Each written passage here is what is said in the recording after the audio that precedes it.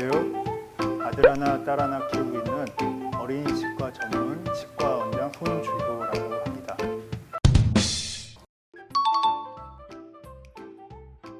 원칙적으로는 구강 관리, 그러니까 양치질을 해주라고 얘기는 해.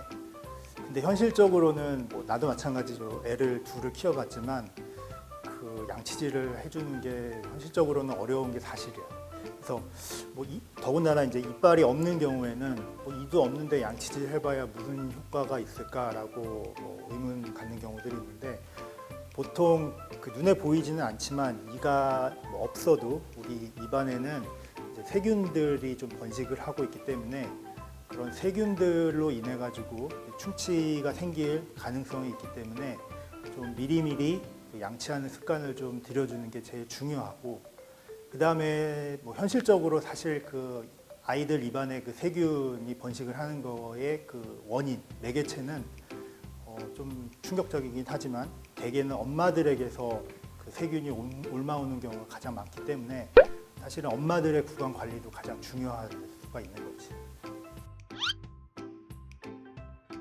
엄마들이 이제 보통 시기를 좀 나눠가지고 양치하는 방법을 생각해주면 더 좋을 것 같기는 하거든. 보통 이제 첫돌 이전, 첫돌 무렵 정도는 아까 얘기한 대로 앞니 정도만 이가 나와 있기 때문에 보통 시중에서 파는 구강 티슈나 아니면 집에서 쓰는 가제수건 이런 거를 깨끗한 물로 적셔가지고 이제 앞니 같은 경우는 이렇게 빡빡빡빡 문질러서 앞면하고 뒷면을 이렇게 좀 닦아주는 게 가장 좋을 것 같고, 그다음에 칫솔을 쓰느냐 이런 질문을 좀 하는 경우들이 많은데, 보통 앞니만 있는 경우에는 칫솔은 굳이 꼭 그렇게 쓰지는 않아도 상관은 없는 것 같아.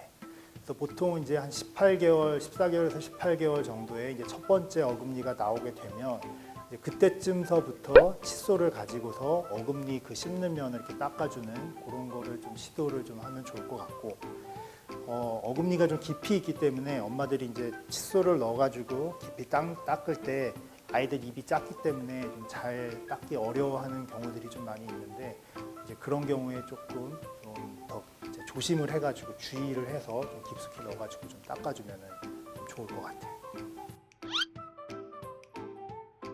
1세 이하, 그러니까 현실적으로 그 우리나라 그 엄마들 그리고 아이들을 이제 키울 때 보면 한 만 두 돌 때까지는 수유를 하는 게 보통이거든.